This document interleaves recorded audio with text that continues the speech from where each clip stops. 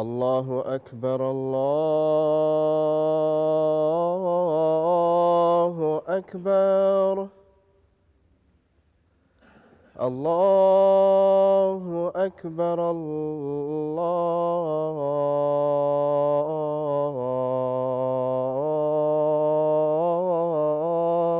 أكبر. أشهد أن لا إله إلا الله.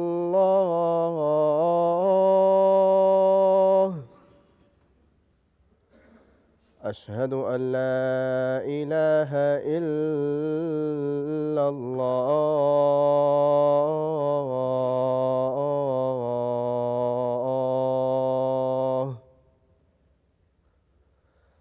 أشهد أن محمدًا رسول الله.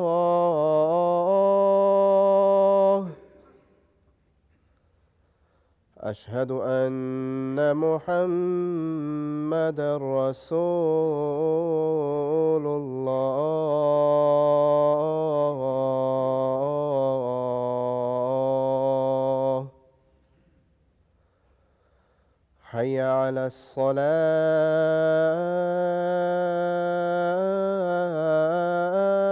الصلاة.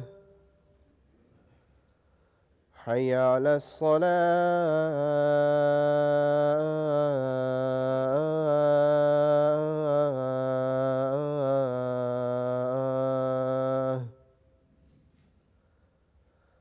حي على الفلاح.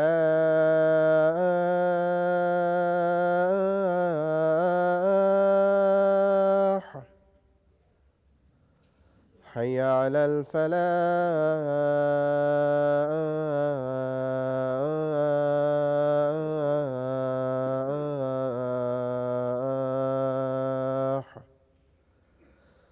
الله أكبر الله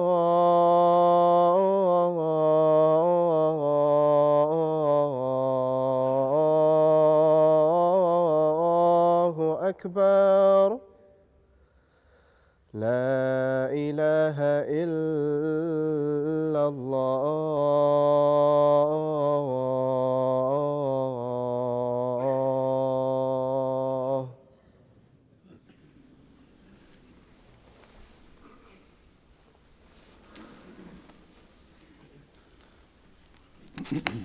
السلام عليكم ورحمة الله.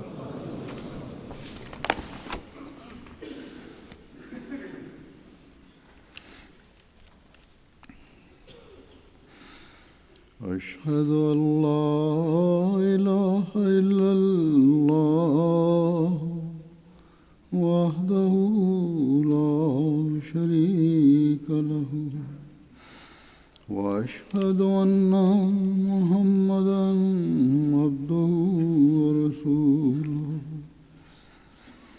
أما بعد فأعوذ بالله من الشيطان الرجيم. بسم الله الرحمن الرحيم. الحمد لله رب العالمين الرحمن الرحيم مالك يوم الدين. إياك نعبد وإياك نستعين. اهدنا الصراط المستقيم صراط الذين أنعمت عليهم غير المغضوب عليهم ولا الضالين.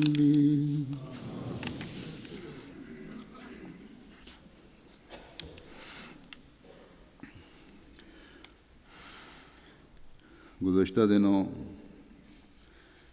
एक جہاں اخباروں میں کالم لکھنے والے نے لکھا، اور اسی طرح ایک آسٹریلین سیاستدان نے بھی کہا کہ اسلام کی تعلیم میں جو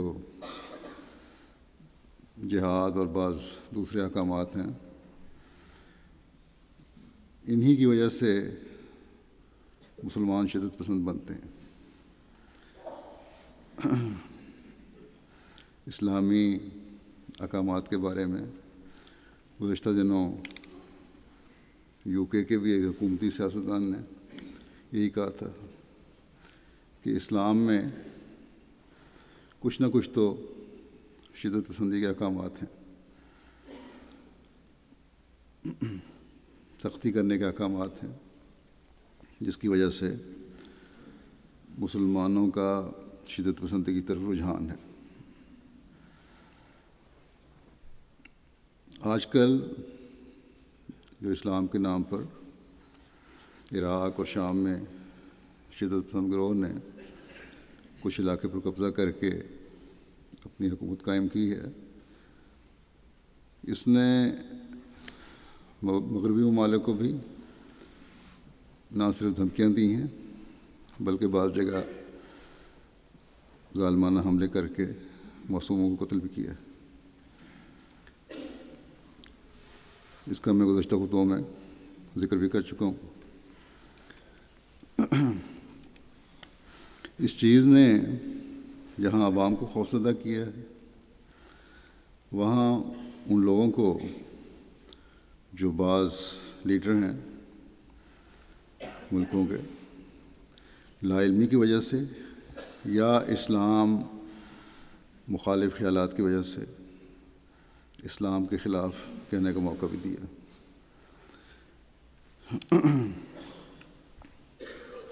کہنے اور لکھنے والے یہ بھی لکھتے ہیں، کہتے بھی ہیں کہ ٹھیک ہے دوسرے مذاہب کی تعلیم میں بھی سختی ہے، احکامات ہیں بعض، لیکن ان کے ماننے والے یا تو اس پر اب عمل نہیں کرتے یا اس میں حالات کے مطابق تبدیلیاں کر لی ہیں اور زمانے کی ضرورت کے مطابق اس تعلیم کو کر لیا،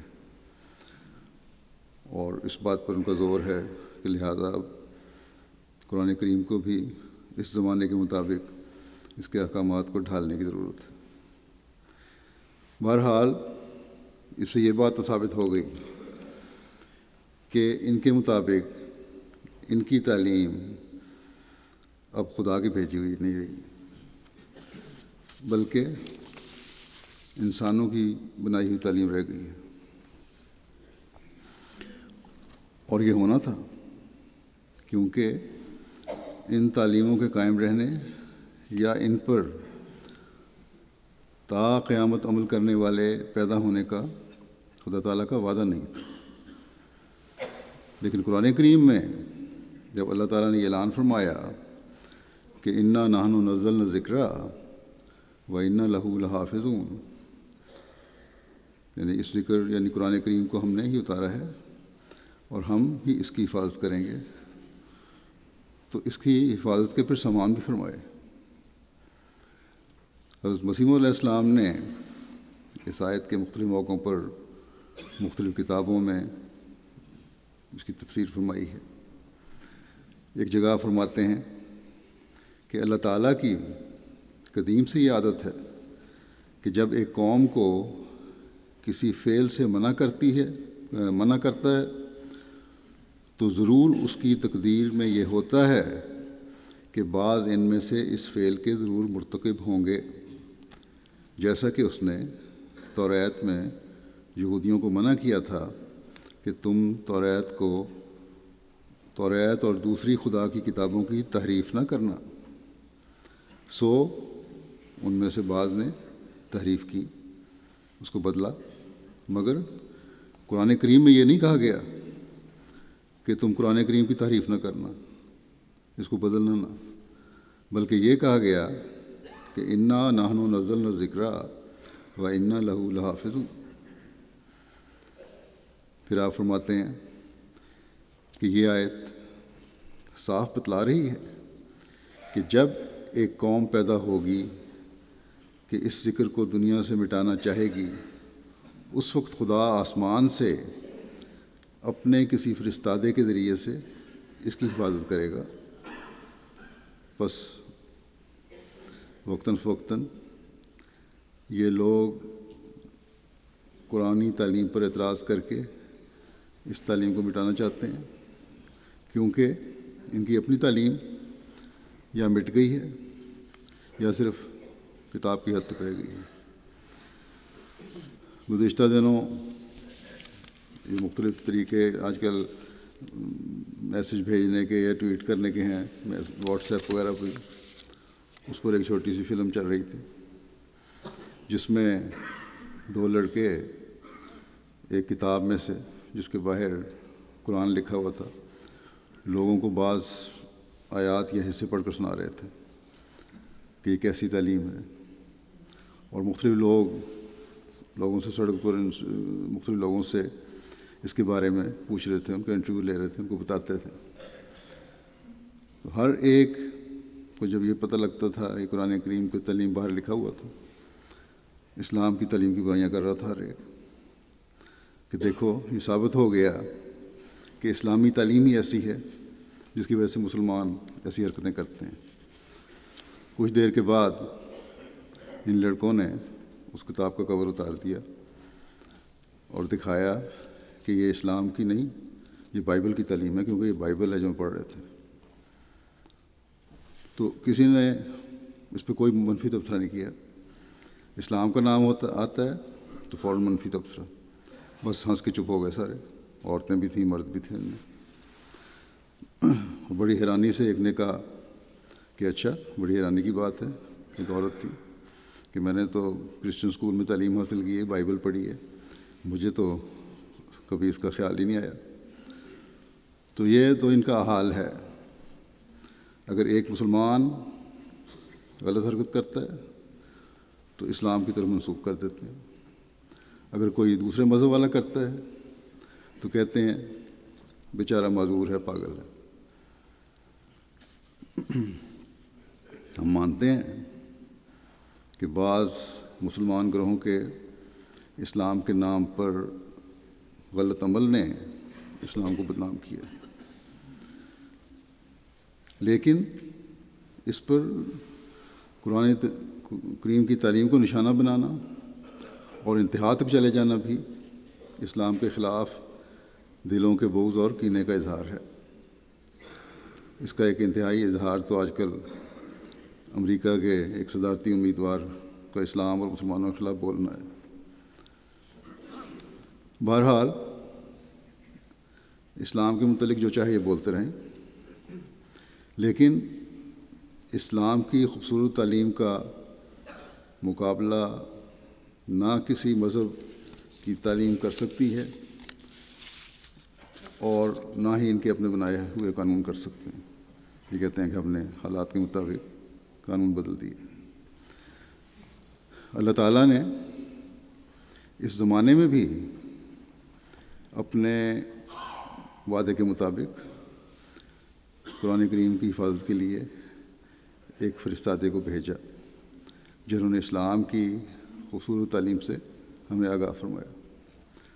حضرت مسیح موعود علیہ السلام ایک جگہ فرماتے ہیں، قرآن کریم جس کا دوسرا نام ذکر ہے، اس ابتدائی زمانے میں انسان کے اندر چھپی ہوئی اور فراموش ہوئی صداقتوں اور ودیتوں کو یاد دلانے کے لیے آیا تھا۔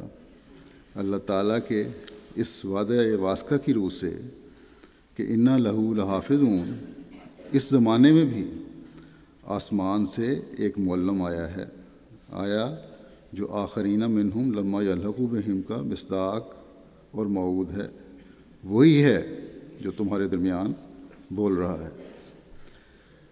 پھر آپ فرماتے ہیں اللہ تعالیٰ نے جو انا نحن نزلنا ذکر و انا لہ لحافظون کا وعدہ دے کر قرآن اور اسلام کی حفاظت کا خود ذمہ دار ہوتا ہے، مسلمانوں کو اس مصیبت سے بچا لیا اور فتنے میں پڑنے نہ دیا۔ بس مبارک ہیں وہ لوگ جو اس سلسلے کی قدر کرتے اور اس سے فائدہ اٹھاتے ہیں، یعنی آپ کی جماعت میں شامل ہوئے۔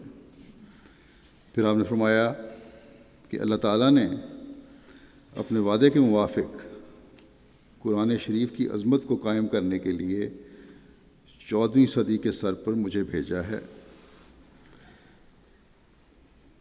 فرمایا کہ قرآن کریم کی تائیدیں اور نصرتیں ہمارے شامل حال ہیں، یہ آج کسی اور مذہب کے پیراؤں کو نصیب نہیں۔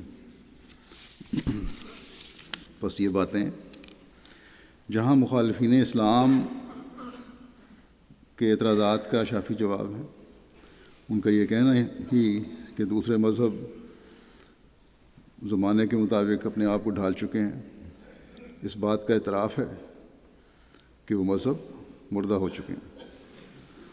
لیکن ساتھ ہی حضرت مسیح موعود علیہ السلام کے اس پرشوکت کلام میں مسلمانوں کو بھی دعوت ہے کہ اسلام پر حملے جو میڈیا اور تحریر و تقریر کے ذریعے سے ہو رہے ہیں اس زمانے میں، ان کا توڑ کرنے کے لیے اس شخص کے ساتھ رشتہ جوڑ کر اسلام کی خوبصورت تعلیم کی عظمت سے ان مخالفین کا منہ بند کریں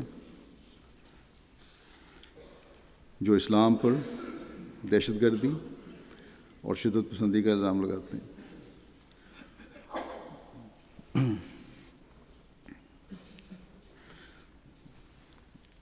جو گروہ یا لوگ تلوار کے اور کے زور سے اسلام پھیلانے کا دعویٰ کرتے ہیں، تلوار کے ذریعے سے اسلام پھیلانے کا دعویٰ کرتے ہیں، حقیقت میں وہ اسلام مخالف طاقتوں کے اعلی کار ہیں۔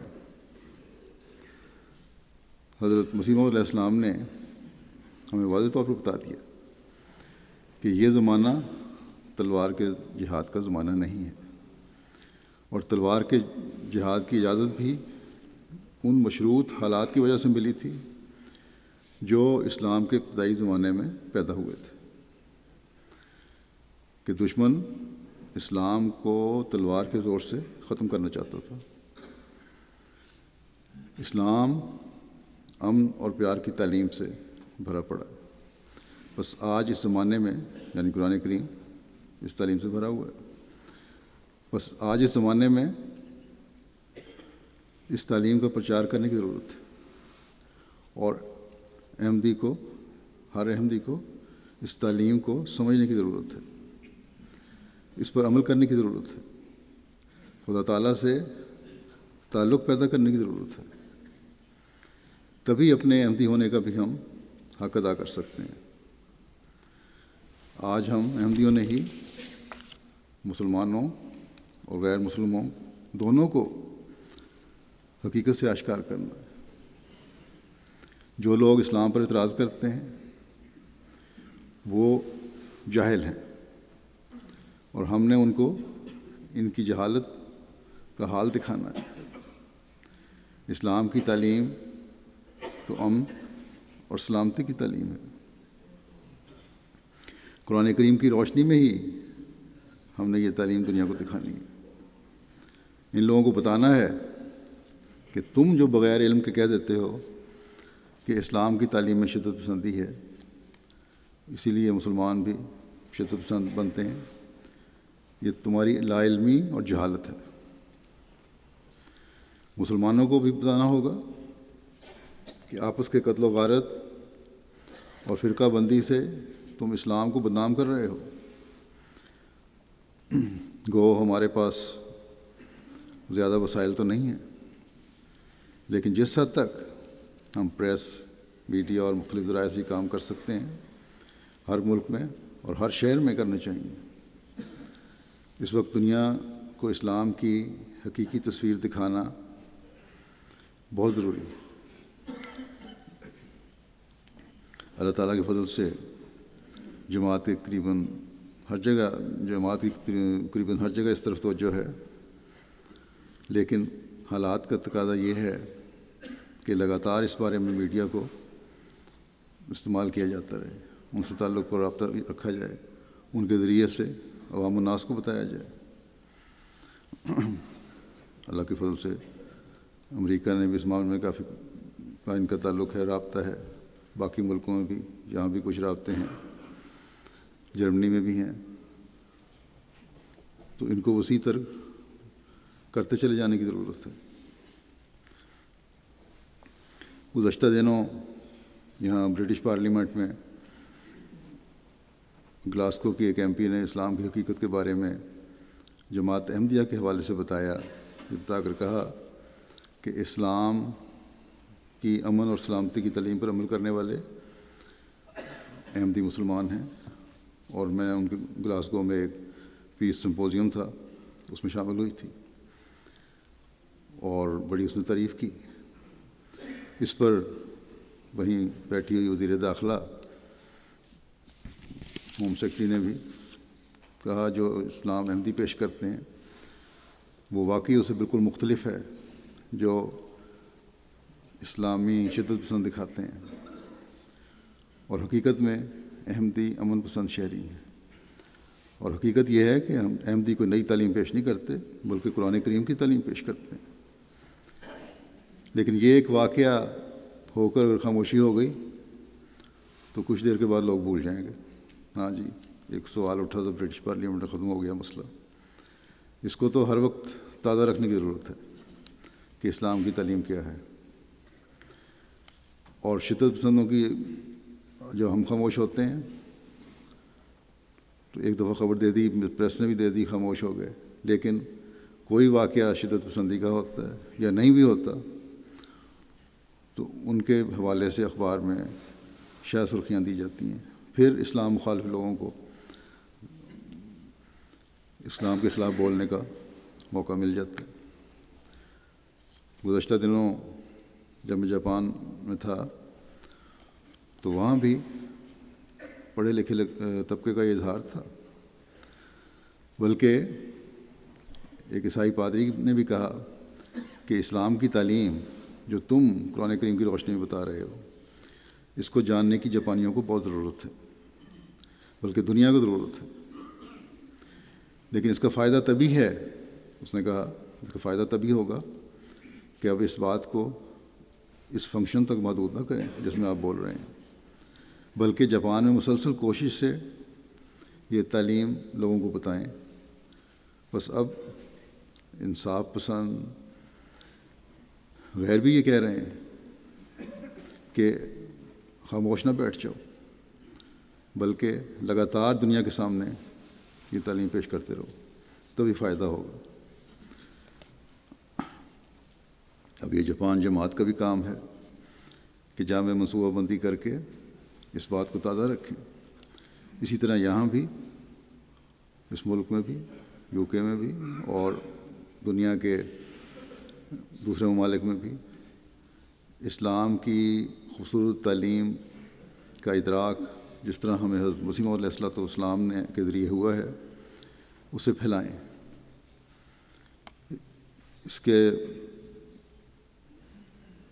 اس خوبصورت تعلیم کے سامنے کوئی ٹھہر ہی نہیں سکتا، اور یہ سب باتیں قرآن کریم کی تعلیم کی روشنی میں ہمیں آپ نے بتائی ہیں، اور آگے جماعت کے لٹریچر میں بھی موجود ہیں بہت ساری جگہوں پہ۔ اللہ تعالیٰ نے قرآن کریم کی صحیح تشریح اور تفسیر کے لیے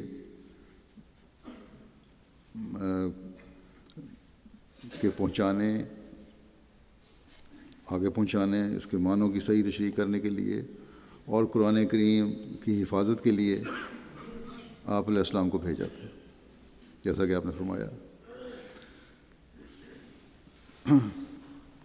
آپ نے اپنی کتب اور ملفوظات اور تقاریر میں اس کا خوب حق ادا کیا ہے۔ بس اس زمانے میں قرآن کریم کی حفاظت کا اللہ تعالیٰ نے آپ سے کام لیا ہے، حضرت مسیح علیہ السلام سے کام لیا ہے، اور یہی کام ہر احمدی کا ہے کہ ہر طبقے اور ہر مزاج تک اس پیغام کو پہنچائیں، اور ہر جگہ اس کام کو سر انجام دیتے ہوئے آپ علیہ السلام کی بیعت میں آنے کا حق ادا کرے۔ اس وقت میں بعض مثالیں پیش کرتا ہوں جو اسلام کی امن کی تعلیم کی خوبصورتی ظاہر کرتی ہیں۔ قرآن کریم میں اللہ تعالیٰ پہلے ایک فرماتا ہے ایک جگہ کہ لا اکراہ فی الدین، کہ دین میں کوئی جبر نہیں۔ پھر فرمایا وَلَوْ شَاءَ رَبُّكَ لَآمَنَ مَنْ فِي الْأَرْضِ كُلُّهُمْ جَمِيعًا وَلَوْ شَاءَ رَبُّكَ لَآمَنَ مَنْ فِي الْأَرْضِ كُلُّهُمْ جَمِيعًا أَفَأَنْتَ تُكْرِهُ النَّاسَ حَتَّى يَكُونُوا مُؤْمِنِينَ۔ اور اگر اللہ تعالیٰ اپنی ہی مشیت کو نازل کرتا تو جس قدر لوگ زمین پر موجود ہیں سب کے سب ایمان لے آتے، بس جب خدا بھی مجبور نہیں کرتا تو کیا تو لوگوں کو مجبور کرے گا کہ وہ ایمان لے آئیں؟ حضرت مسیح علیہ السلام ایک جگہ فرماتے ہیں کہ اسلام نے کبھی جبر کا مسئلہ نہیں سکھایا۔ اب حضرت صلی اللہ علیہ وسلم کو بھی اللہ تعالیٰ فرماتا ہے کہ اگر اللہ تعالیٰ چاہتا کہ لآمن من فی الارض کلہم جمیعا، اگر اللہ تعالیٰ چاہتا تو پھر ہر ایک زمین جو موجود ہے وہ ایمان لے آتا، لیکن اللہ تعالیٰ نے نہیں چاہا۔ اس لیے حضرت صلی اللہ علیہ وسلم کی خواہش کے باوجود اللہ تعالیٰ نے یہی فرمایا کہ تمہارے کہنے سے بھی یہ نہیں ہوگا۔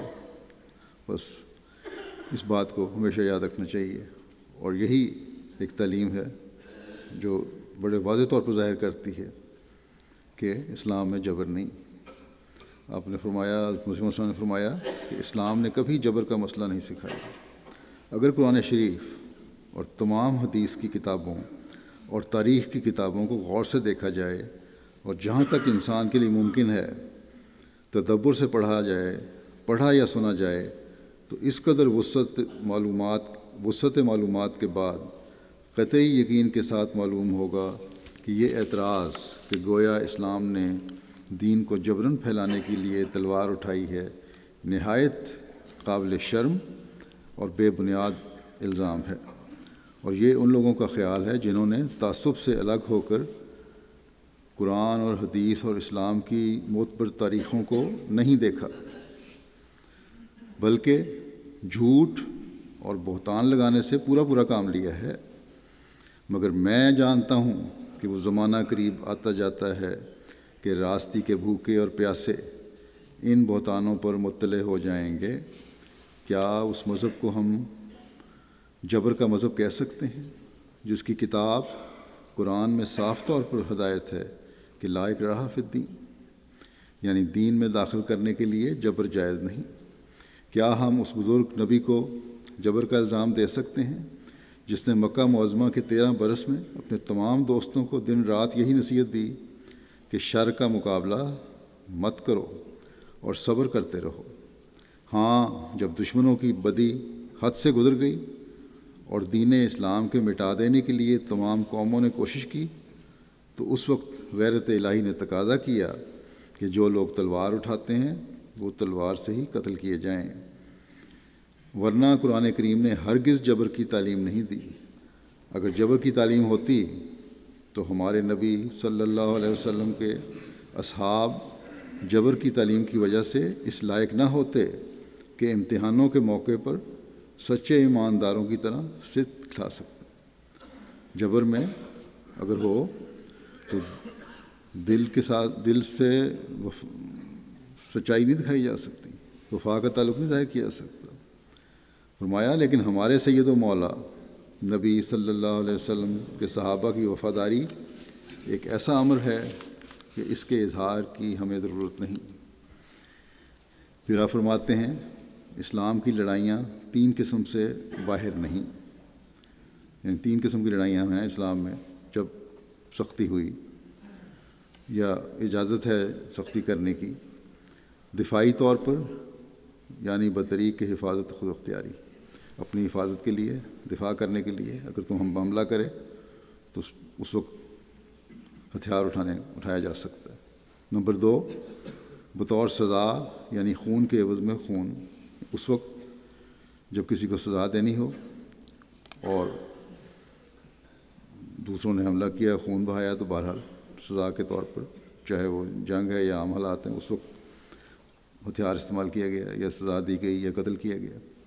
اور نمبر 3، بطور آزادی قائم کرنے کے، یعنی بغرض مزاحموں کی قوت توڑنے کے، جو مسلمان ہونے پر قتل کرتے تھے۔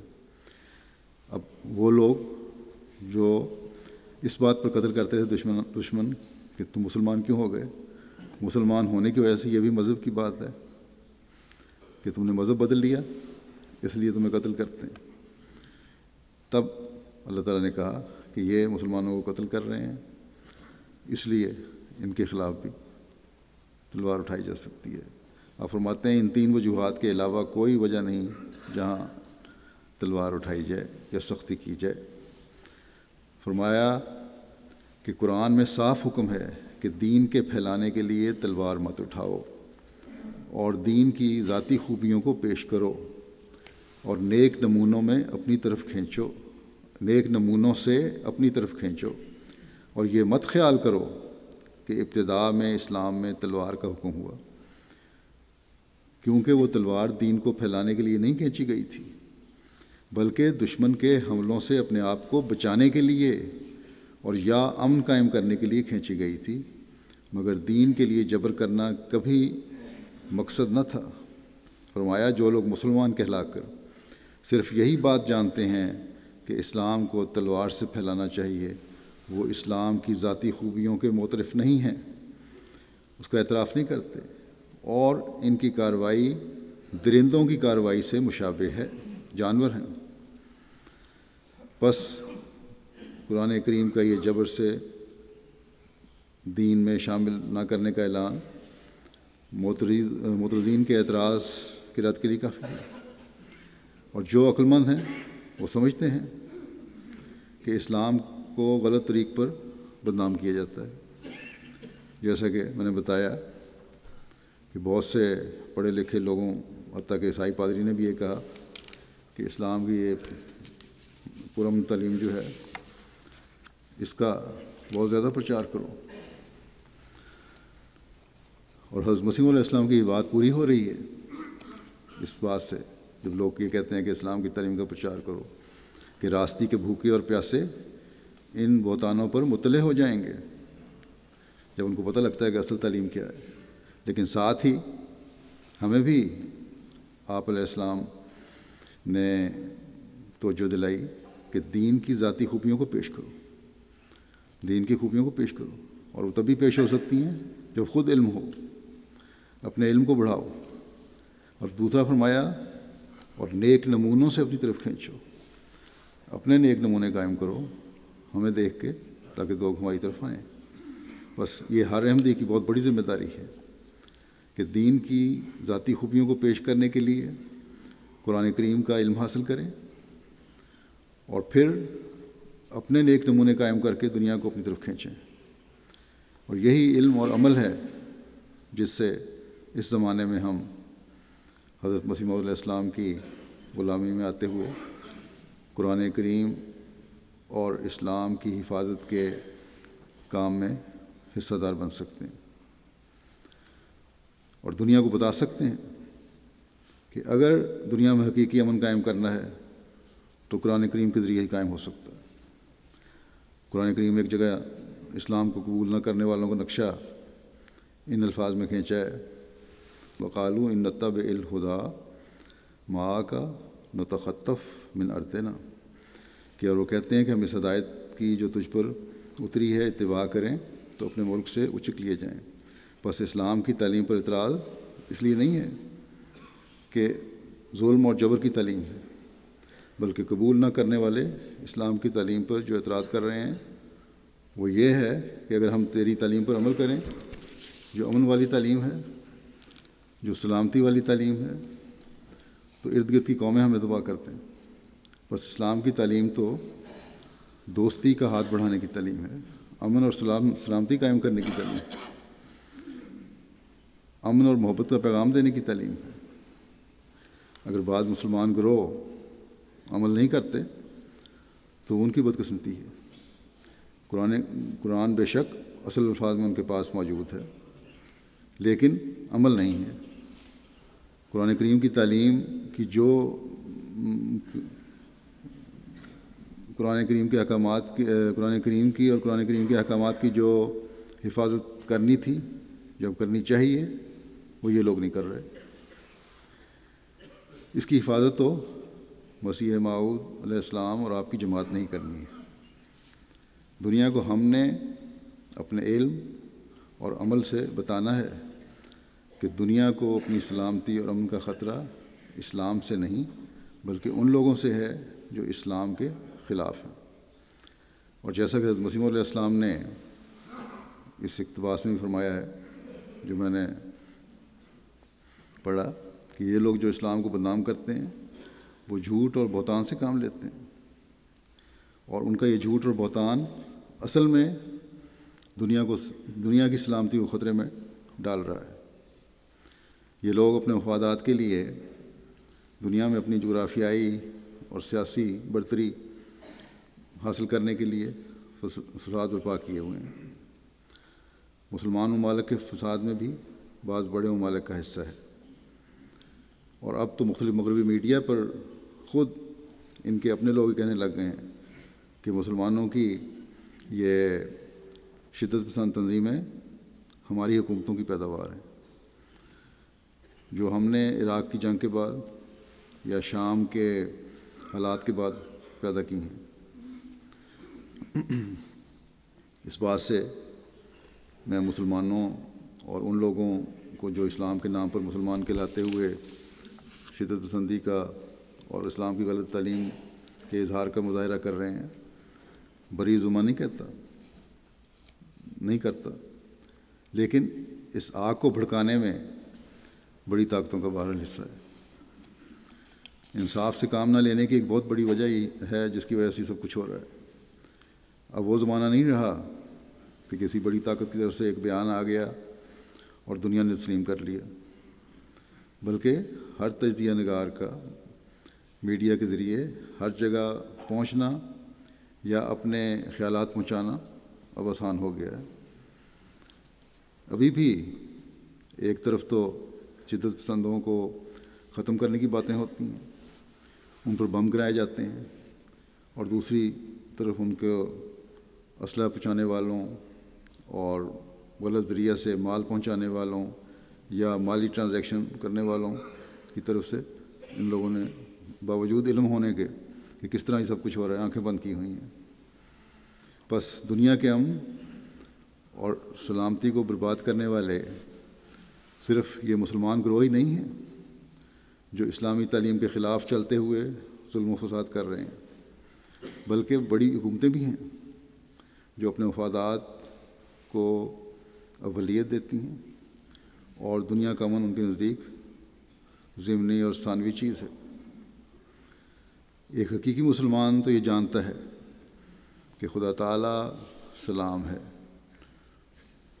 وہ اپنی مخلوق کے لیے سلامتی چاہتا ہے، اور حقیقی مسلمانوں میں یقیناً احمدی ہی ہیں جو اس بات کا ادراک رکھتے ہیں کہ اللہ تعالیٰ نے انسانیت کو سلامتی دینے اور دنیا میں امن و سلامتی قائم رکھنے کے لیے کتنے احکامات دیے ہیں،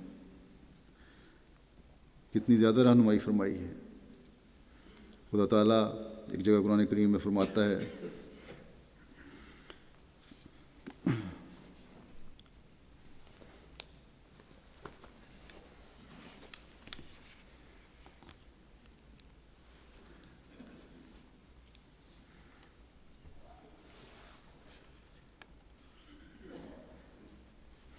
وقیل ہی یا رب ان ہؤلاء قوم لا یؤمنون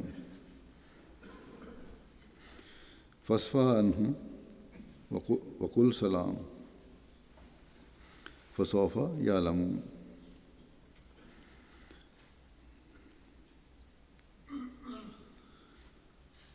وقیل یا رب ان ہؤلاء قوم لا یؤمنون، اور جب اس نے کہا کہ اے میرے رب یہ لوگ ایمان نہیں لاتے، تو اللہ تعالیٰ فرماتا ہے کہ پس تو ان سے درگزر کر اور اتنا کہہ دے کہ سلام، تم پر سلامتی ہو، پس ان قریب وہ جان جائیں گے کہ حقیقت کیا ہے اسلام کی۔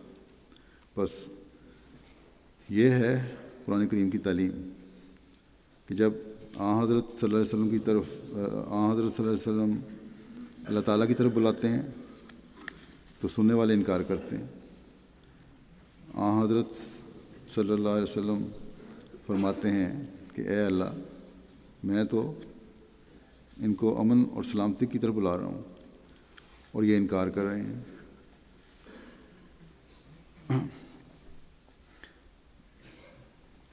بلکہ صرف یہ انکار ہی نہیں کر رہے، یہ ایسی قوم ہے جو نہ صرف ایمان نہیں لاتی، سلامتی کے پیغام کو نہیں سمجھتی، بلکہ الٹا مجھے امن نہیں دیتی، ہم مسلمانوں کی سلامتی کو بھی برباد کر رہی ہے. اللہ تعالیٰ فرماتا ہے کہ فاصفح عنہم، کہ ان سے درگزر کر. ان کو سمجھ نہیں ہے، یہ عقل نہیں رکھتے، بیوقوف لوگ ہیں، غصے میں آ جاتے ہیں. ان کی یہ باتیں سن کر کہہ دے کہ میں تو تمہارے لیے سلامتی لایا ہوں اور میرا پیغام سلامتی کا ہے اور یہی پیغام میں پہنچاتا رہوں گا. بس حضرت صلی اللہ علیہ وسلم کو تو اللہ تعالیٰ نے یہ حکم دیا قرآن کریم میں کہ اسلام مخالفین کی تمام زیادتیاں دیکھ کر اور سہ کر صرف یہ جواب دے کہ میں تمہیں سلامتی کا پیغام ہی دیتا ہوں اور دیتا رہوں گا تاکہ دنیا میں امن قائم ہو. بس جب حضرت صلی اللہ علیہ وسلم کے لیے یہ حکم ہے تو پھر ہر مسلمان کے لیے یہ حکم کتنا ضروری ہے. آج بھی جب یہ حالات ہیں تو ہمارا یہی فرض ہے کہ اسی طرح پیغام پہنچائیں. ہمارا کام امن اور سلامتی کا پیغام پہنچانا ہے. اور جیسا کہ حضرت مسیح علیہ السلام نے فرمایا کہ اگر اسلام کی طرف سے کبھی تلوار اٹھائی گئی تو وہ بھی حفاظت کے لیے اور امن قائم کرنے کے لیے اٹھائی گئی، کبھی ظلم کے لیے نہیں اٹھائی گئی. بس یہ سوال ہی پیدا نہیں ہوتا کہ قرآن کریم نے کبھی بھی اور کہیں بھی یہ حکم دیا ہو کہ جو تمہاری بات نہیں مانتا اس کے خلاف تلوار اٹھاؤ اور اسے تہہ تہہ کر دو. اگر کوئی مسلمان گروہ یا مسلمان سربراہ اپنے عمل سے اس کی نفی کر رہا ہے تو دنیا میں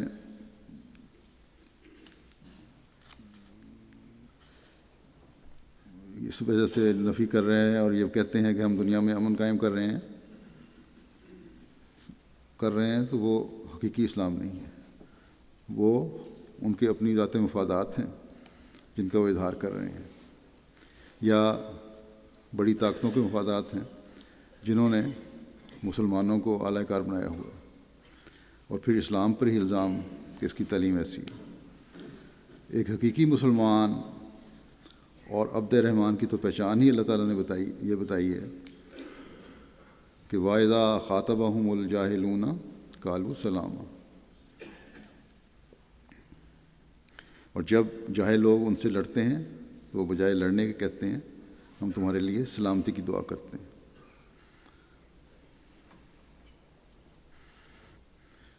بس یہ قرآنی تعلیم ہے اور یہی تعلیم ہے جو ہر سطح پر امن اور سلامتی قائم کرنے اور اس کے لیے کوشش کرنے کا حکم دیتی ہے. ہم میں سے ہر ایک کو اور خاص طور پر نوجوانوں کو کسی بھی قسم کے احساس کمتری کا شکار ہونے کی ضرورت نہیں. یہ اسلام ہے اور صرف اسلام ہے جو دنیا میں امن و سلامتی کی ضمانت بن سکتا ہے، اور یہ قرآن کریم ہے اور صرف قرآن کریم ہے جو امن اور سلامتی پھیلانے کی اور شدت پسندی کے خاتمے کی تعلیم دیتا ہے. بس اس تعلیم کا ادراک حاصل کرنے کی ہر ایک کو ضرورت ہے. اس تعلیم کو اپنے اوپر لاگو کرنے کی ضرورت ہے. اس تعلیم پر عمل کریں، اور جیسا کہ حضرت مسیح علیہ السلام نے فرمایا ہے کہ اپنے عملی نمونوں سے دنیا کو بتائیں کہ آج قرآن کریم کی حفاظت کے کام کے لیے اللہ تعالیٰ نے ہمیں توفیق بخشی ہے اور یہ اس کا فضل ہے. قرآن کریم کی صحیح تفسیر اور تشریح ہی اس کی معنوی حفاظت بھی ہے، جس کے لیے اللہ تعالیٰ نے اس زمانے میں حضرت مسیح علیہ السلام کو بھیجا ہے، اور ہمیں آپ علیہ السلام کو ماننے کی توفیق دے کر اس کام کے لیے ہمیں چن لیا ہے، ہمیں بھی چن لیا، ہمیں بھی توفیق دی۔ بس یہ خوبصورت تعلیم دنیا میں پھیلانے کا کام سر انجام دینا ہر احمدی کی ذمہ داری ہے، اور اس ذمہ داری کی ادائیگی کے لیے ہر احمدی لڑکے لڑکی، مرد عورت کو کوشش کرنی چاہیے۔ دنیا اس وقت آگ کے گڑھے کے جس دہانے پر کھڑی ہے، وہ کسی وقت بھی ایسے حالات ہو سکتے ہیں کہ وہ اس میں گر جائے۔ ایسے وقت میں دنیا کو اس آگ میں گرنے سے بچانے کی کوشش کرنا اور امن اور سلامتی دینے کا کام کرنا ایک احمدی کی ذمہ داری ہے، اور احمدی ہی کر سکتے ہیں۔ بس اس کے لیے کوشش کی ضرورت ہے، اور سب سے بڑی چیز اس مقصد کو حاصل کرنے کے لیے اللہ تعالیٰ سے خاص تعلق پیدا کرنا ہے، اس کے آگے جھکنا ہے، اس کا تقوی اختیار کرنا ہے، اس کا تقوی اپنے دلوں میں پیدا کرنا ہے۔ تبھی ہم اپنے آپ کو اور اپنی نسلوں کو بھی اور دنیا کو بھی امن اور سلامتی دے سکتے ہیں۔ ایسے ہی موقع کے لیے ان حالات کے لیے حضرت مسیح علیہ السلام نے فرمایا تھا کہ آگ ہے پر آگ سے وہ سب بچائے جائیں گے جو کہ رکھتے ہیں خدائے ذوالعجائب سے پیار۔ بس اس ذوالعجائب اور سب طاقتوں کے مالک خدا سے تعلق مضبوط تر کرنے کی ضرورت ہے، اور پیار میں بڑھنے کی ہمیں کوشش کرنی چاہیے اللہ تعالیٰ سے۔ اللہ تعالیٰ ہمیں اس کی توفیق عطا فرمائے، اور دنیا داروں کو بھی عقل دے کہ وہ خدا تعالیٰ کی آواز کو سنیں اور اپنی اصلاح کی کوشش کریں اور تباہی کے گڑھے میں گرنے سے بچیں۔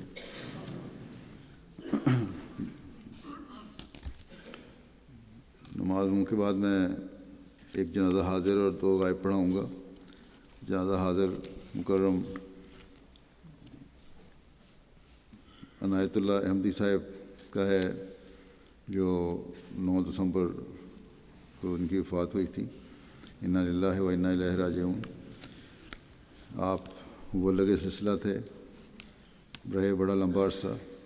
ان کے والد کا نام اللہ بخش صاحب تھا، جو قادیان کے اللہ بخش اسٹیم پریس کے مالک تھے، اور عنایت اللہ احمدی صاحب کی پیدائش جنوری 1920 کی ہے۔ 5 سال کی عمر میں قادیان آ گئے، تعلیم اسلام قادیان میں داخل ہوئے۔ 1936 میں تعلیم اسلام ہائی اسکول قادیان سے ہی میٹرک پاس کیا۔ پھر 1939 میں مشرقی افریقہ میں ملٹری میں کلرک بھرتی ہوئے، اور جولائی 1946 کو فارغ ہوئے۔ 24 سال کی عمر میں پھر 30 مئی 1944 کو وقف کیا آپ نے، اور جولائی 1946 سے مشرقی افریقہ میں بطور مبلغ کام شروع کیا، اور دسمبر 1989 تک 79 کو بعمر 60 سال ریٹائر ہوئے۔ 1946 سے دسمبر 73 تک 23 سال 3 مہینے آپ نے بیرون پاکستان بطور مبلغ خدمت کی توفیق پائی۔ 4 سال 4 ماہ کینیا میں، 18 سال 11 مہینے تنزانیہ میں بطور مبلغ کام کیا۔ اس کے بعد ریٹائرمنٹ تک پاکستان میں سیال کوٹ اور جھنگ کے اضلاع میں بطور مربی ضلع کام کی توفیق ملی۔ ان کی اولاد میں 4 بیٹیاں اور 3 بیٹے ہیں۔ ایک بیٹے حبیب اللہ احمدی صاحب بھی، ان کو بھی ہیں جن کو بطور وقف خدمت کی توفیق ملی۔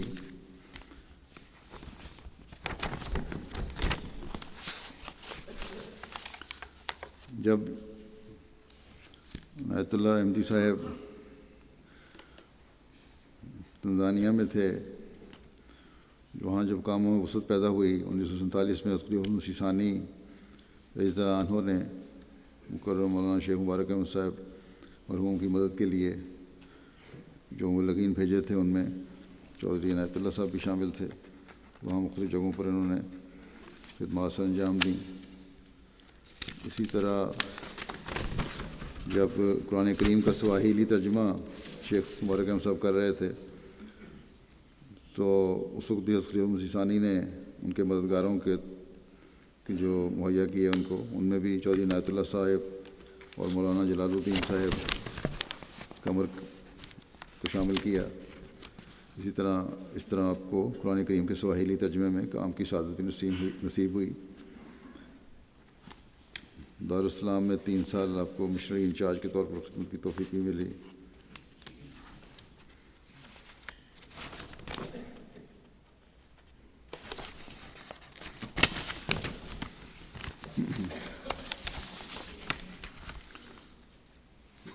ایک دفعہ آپ اپنی ایک جماعت میں مسجد میں نماز پڑھانے کے لیے جا رہے تھے، بنگالی جماعت میں سائیکل پر جا رہے تھے، تو احمدی احباب نے بتایا کہ غیر احمدی امام اور دیگر لوگوں کا منصوبہ ہے، امام نے ان کو اپنے ساتھ ملا لیا ہے کہ مسجد کو جلانا ہے اور وہاں بلوا کرنا ہے، اس لیے آپ پنگا لینا چاہیں۔ اس پر آپ نے بڑا دلیرانہ جواب دیا کہ میں ضرور جاؤں گا، اور بہرحال سفر جاری رکھا۔ سائیکل پر جا رہے تھے، جیسا کہ انہوں نے کہا، راستے میں ایک جگہ پنگالے کا چیف ملا اور اس نے آپ کو سائیکل پر دیکھا تو اپنی کار روکی اور کار میں بیٹھنے کی دعوت دی۔ تو آپ نے کہا کہ نہیں، میں سائیکل پر جا رہا ہوں، ٹھیک ہوں۔ بہرحال چیف کے اصرار پر آپ اسی کار میں بیٹھ گئے اور چیف گاؤں میں لے کر آیا، اور راستے میں آپ نے چیف کو بتایا کہ جو گاؤں کی صورتحال کی خبر ان کو پہنچی ہے۔ اس پر چیف نے تمام لوگوں کو بلایا اور کہا کہ یہ ہمارے مہمان ہیں اور مہمانوں سے بہرحال برا سلوک نہیں ہوگا اور میں ایسا نہیں کرنے دوں گا، اور جو بھی ان کی مدد ہوئے گی میں کروں گا۔ امام کو بھی کافی سرزنش کی، اور بلکہ یہ بھی کہا کہ میں پیچھے نماز پڑھوں گا۔ چنانچہ جب نماز کا وقت آیا تو چیف نے ان کے پیچھے کھڑے ہو کے نماز پڑھی۔ بہت اثر تھا علاقے کے لوگوں پہ بھی ان کا، اور بڑے تعلقات وسیع تھے۔ اللہ تعالیٰ مرحوم کے درجات بلند فرمائے اور ان کی نسل کو بھی جماعت اور خلافت سے وفا کا تعلق قائم رکھنے کی توفیق دے۔ دوسرا جنازہ غائب ہے جو مولوی بشیر احمد صاحب کالا افغانہ مرحوم درویش قادیان تھے۔ 87 سال کی عمر میں ان کی 7 دسمبر کو وفات ہوئی۔ انا للہ و انا الیہ راجعون۔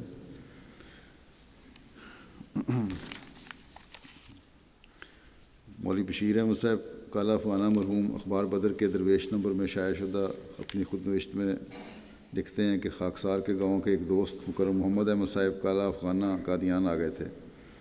میں ڈیرہ بابا نانک میں امتحان دے کر ملازمت کی تلاش میں تھا کہ مکرم محمد احمد صاحب نے پیغام بھجوایا کہ میں چونگی کی ملازمت چھوڑ کر دفتر الفضل میں کام کرنا چاہتا ہوں، تو میری جگہ چونگی میں لگ جاؤ۔ یہ احمدی نہیں تھے اس وقت۔ 1946 کی بات ہے۔ کہتے ہیں کہ خاکسار اپنے گاؤں سے قادیان آ گیا اور چونگی میں ملازمت شروع کر دی۔ جس وقت میں قادیان ملازمت کے لیے آیا اس وقت مجھے احمدیت کے تعلق سے زیادہ معلومات نہیں تھیں۔ کہتے ہیں میں ایک غیر مسلم دوست کو کہا کہ مجھے نماز کے لیے کوئی ایسی مسجد بتاؤ جو قادیانیوں کی نہ ہو، میں ان کی مسجد میں نہیں جا سکتا۔ اس نے غیر مسلم نے مجھے مسجد اقصیٰ کا راستہ بتا دیا۔ کہتے ہیں میں وہاں گیا، دیکھا کہ بہت بڑی مسجد ہے، کوئی نماز پڑھ رہا ہے، کوئی تلاوت کر رہا ہے، خوبصورت مینارہ ہے۔ میں دل میں خوش ہوا کہ ہماری مسجد تو بہت اچھی ہے، اب میں قادیانیوں کی مسجد میں نہیں جاؤں گا۔ تو ایک روز پتہ چلا کہ یہ احمدیوں کی مسجد ہے۔ کہتے ہیں ایک دن احراریوں کی مسجد میں بھی گیا، لیکن وہاں کی حالت دیکھ کر عہد کر لیا کہ اب ہمیشہ مسجد اقصیٰ میں ہی نماز ادا کروں گا۔ پھر آہستہ آہستہ ان کا ایک احمدی دوست سے تعارف ہوا، انہوں نے جماعتی معلومات دی ان کو، اور کتاب تبلیغ ہدایت اور دیگر رسائل دیے، جس کے نتیجے میں اللہ تعالیٰ نے کہتے ہیں خاکسار کو احمدیت قبول کرنے کی توفیق دی۔ 1947 میں ملک کی تقسیم ہوئی اور حضرت مسلم موعود رضی اللہ عنہ کے ارشاد پر خدام دور دور سے حفاظت مرکز کے لیے آنے لگے۔ اس موقع پر کہتے ہیں کہ خاکسار نے بھی اپنا نام حفاظت مرکز کے لیے پیش کر دیا، جس کی منظوری ہوئی، اور اس طرح اللہ تعالیٰ نے درویشی میں شامل ہونے کی توفیق عطا فرمائی۔ کہتے ہیں بیعت کرنے کے بعد میرے عزیز و اقارب اور خاص طور پر والدین نے بہت مخالفت کی، اور پھر تقسیم ملک کے موقع پر بھی مجھے کہا کہ آ جاؤ ہمارے ساتھ، اور میرے احمدی ہونے پر بڑا افسوس کرتے رہے، لیکن میرے انکار پر بڑا رو رو کر میری والد اور والدہ نے کوشش کی، لیکن بہرحال میں نہیں گیا، دین کو دنیا پر مقدم رکھا۔ بلکہ کہتے ہیں کہ میری والدہ کی بھی میرے اس غم میں بنائی جاتی رہی۔ 1952 میں ان کی شادی حیدرآباد کے ظہور الدین صاحب کی بیٹی سے ہوئی، اخترالنساء صاحبہ سے، جن سے ان کے 2 بیٹے محمود احمد صاحب اور شعیب احمد صاحب ہیں۔ شعیب صاحب وقف زندگی ہیں اور ناظر بیت المال خرچ ہیں سعود قادیان میں۔ اسی طرح ان کے ایک داماد وقف زندگی ہیں قاری نواب صاحب۔ انہوں نے دیہاتی مبلغ کے طور پر مہاراشٹر کرناٹک میں خدمت کی توفیق پائی۔ تبلیغ کا ان کو بہت شوق تھا، کسی بورڈ یا تختی پر لکھتے تھے کہ امام مہدی علیہ السلام آ گئے ہیں، تاکہ سب لوگ پڑھ لیں، اور پھر تبلیغ شروع کر دیتے تھے۔ اور اسی طرح مختلف دفاتر میں بھی ان کو کام کی توفیق ملی، مینیجر اخبار بدر بھی رہے، اور اسی طرح نگر خانے میں اور دوسری جگہوں پر انہوں نے کام کیا۔ بڑے وسیع تعلقات تھے ان کے بھی محکموں کے ساتھ، افسران کے ساتھ، اور بڑا عزت اور احترام کرتے تھے ان کا۔ باوجود 53 سالی کے ہمیشہ مسجد میں آ کر نماز باجماعت ادا کیا کرتے تھے، حتیٰ کہ وفات والے دن بھی نماز ظہر اور عصر مسجد میں ادا کی، اور مسجد کا مبارک کا جو پرانا حصہ تھا اس میں کھڑے ہو کے خاص طور پر نمازیں پڑھتے تھے۔ صاحب دعا رویا تھے، کشوف تھے، دعا گول شخص تھے، بہت ملنسار تھے، اور اکثر جو نئے واقفین زندگی ہیں نوجوان، وہ ان کی صحبت میں بیٹھ کر کافی فیض پایا کرتے تھے۔ اللہ تعالیٰ مرحوم کے درجات بلند فرمائے، اور ان کی اولاد کو بھی ان کی دعاؤں اور نیکیوں کا وارث بنائے۔ تیسرا جنازہ ہے مکرمہ سیدہ کانتا بیگم صاحبہ، اڑیسہ کی ہیں، جو ہمارے وقف زندگی ڈاکٹر طارق احمد صاحب جو اس وقت انچارج ہیں نور ہاسپٹل کے قادیان کے، ان کی والدہ تھیں۔ یہ 16 اکتوبر کو ان کی وفات ہوئی تھی۔ انا للہ و انا الیہ راجعون۔ بڑی قناعت پسند، سادہ مزاج، صابرہ و شاکرہ، غریب پرور، خوددار، نیک اور مخلص خاتون تھیں۔ اپنے بچوں کی اعلیٰ تعلیم اور اچھی تربیت کا انہوں نے بہت خیال رکھا۔ ان کے خامند سرکاری ملازم تھے اور محدود تنخواہ تھی ان کی، لیکن اس کے باوجود وہ اپنے غریب اور ضرورت مند عزیزوں کی بہت خدمت کرتے تھے، اور اس سلسلے میں مرحومہ کانتا صاحبہ کا بھی ان سے بہت تعاون تھا۔ کبھی انہوں نے اعتراض نہیں کیا، بلکہ ہمیشہ حوصلہ افزائی کی۔ اللہ تعالیٰ مرحومہ کے درجات بلند فرمائے، اور ان کی نیکیاں ان کی نسلوں میں بھی جاری رہیں۔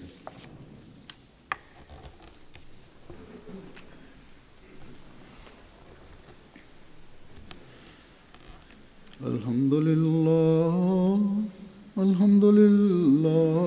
نحمده ونستعینه ونستغفره ونؤمن به ونتوکل علیہ ونعوذ باللہ من شرور انفسنا ومن سیئات اعمالنا من يهده الله فلا مضل له ومن يضلل فلا هادي له ونشهد أن لا إله إلا الله ونشهد أن محمدا عبده ورسوله عباد الله رحمكم الله إن الله يأمر بالعدل والإحسان وإيتاء ذي القربى